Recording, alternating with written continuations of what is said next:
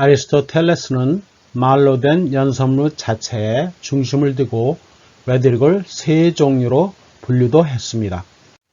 현대로 오며 레토릭은 학문의 분류와 학자들의 연구에 힘입어 다양한 장르로 분화하게 되죠. 연설자들은 자신 앞에 서 있는 청중의 성향에 따라 앞에서 소개한 이토스, 로고스, 파토스를 때와 장소에 따라 적절히 배합하여 최적의 단어와 표현을 배열합니다. 그리고 설득을 시도하죠. 그 중에 하나가 세리모니얼 스피치입니다. 특별한 사건이 발생하여 축사, 조사 혹은 현안에 대해 도덕적인 면을 보여주며 축하하거나 비난하는 연설들이 이에 해당합니다. 두 번째는 정치적 연설입니다. 중요한 정치 현안에 대해 이에 연관된 과거의 자료들을 들춰내어 현재 어떤 일들이 이와 연관되어 있는지를 보여주고 이들이 미래에 어떤 사건, 현상들을 일으킬 것인지를 예측하고 청중에게 보여주며 자기 편으로 끌어들여 정치적 파워를 강화하는 데 필요한 레토릭을 지칭하죠.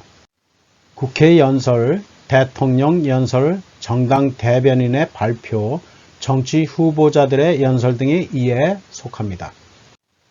다음은 법적 수사학입니다. Forensic Rhetoric이라 하죠. 과거에 일어난 사건에 대해 증거를 들이대며 사건의 복원을 시도하고 자신이 제시하는 사건의 실체가 더 가능성이 크다는 것을 보여주고 설득을 시도하는 레토릭입니다. 법정에서 일어나는 판사, 변호사, 검사들의 말, 글, 행위들이 이 레토릭 범주에 속합니다. 고대 그리스의 학교 선생들은 학생들이 이 세 가지의 스피치를 잘 할 수 있도록 단연간 연습을 시켰습니다. 어디언스의 개념은 레토릭에서 중요한 요소들 중에 하나입니다. 같은 내용이라도 청중이 누구냐에 따라 장르와 목적과 집어넣고 빼는 내용이 달라지기 때문입니다. 아리스토텔레스는 어디언스의 중요성을 알아 수사학에서 따로 설명했습니다. 성품이 나쁜 자와 좋은 자, 가난한 자와 부자, 힘 있는 자와 없는 자 등으로 나눠 소개하며 어떤 수사를 사용하는지에 설명했습니다. 하지만 현대에는 아주 다양한 어디언스들이 존재합니다. 그리고 누구에게 말이나 글을 하느냐에 따라 그 내용과 형태를 달리 해야 합니다. 부가 설명하면 작가가 글을 쓸 때에는 어디언스가 앞에 없습니다. 이럴 경우엔 어떤 성향의 독자에게 글을 전달할 것인지를 상상하여 이에 맞게 글을 작성해야 할 것입니다. 연설자는 작가와 달리 자신 앞에 청중들이 실존합니다. 그리고 이들의 성향을 면밀히 파악하고 설득을 시도해야 그 효과가 크겠습니다. 어디언스의 개념을 더 명확히 알기 위해서 예를 하나 들겠습니다. 전의 강의에서도 소개했던 같은 예입니다.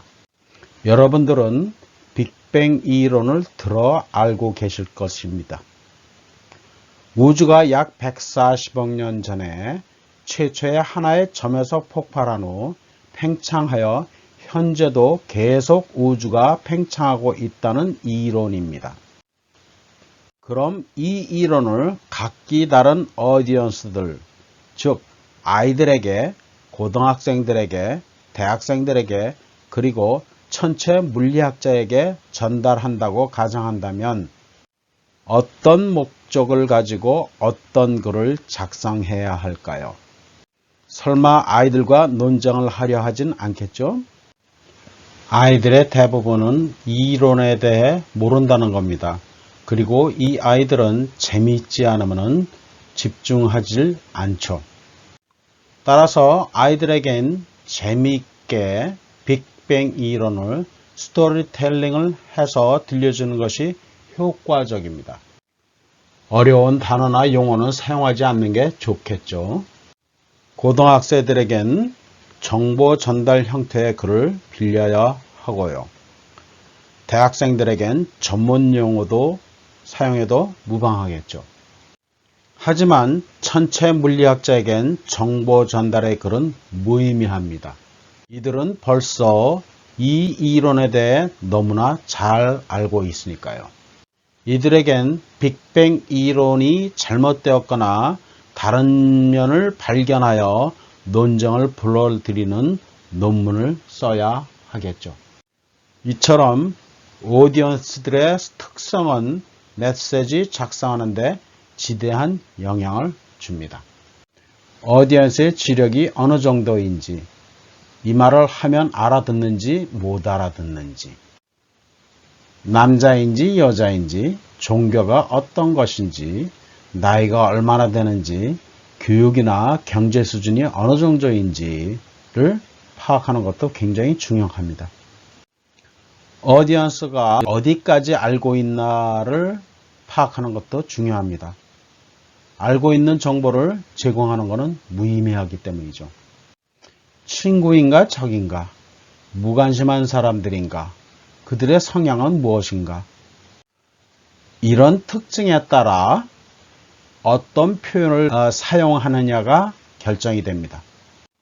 직설법을 사용하느냐, 아니면 은유냐, 비유냐, 아니면 단어들을 강한 것을 선택하느냐, 아니면 약하게 선택하느냐, 또한 이토스, 파토스, 로고스를 어떻게 적절하게 배합하느냐를 갖다가 결정도 합니다. 또한 논쟁하는 데 있어 주장에 따라 어떠한 사실, 어떤 종류의 사실을 갖다가 제공해야 하는데도 결정합니다.